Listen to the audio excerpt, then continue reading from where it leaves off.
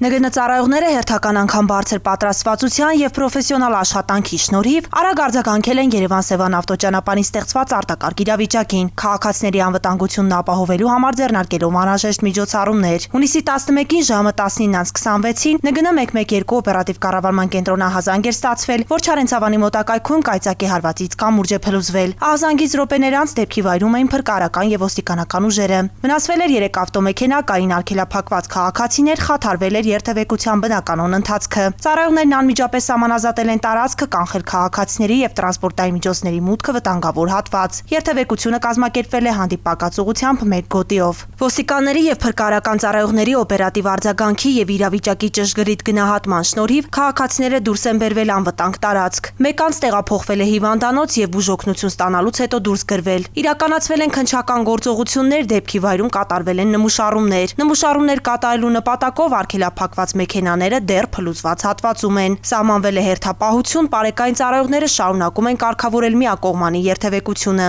Քաղաքացիների անվտանգությունը ՆԳՆ ծառայողների ամենօրյա ծառայության առանցքում է անկախ ժամանակից, վայրից, իրավիճակից։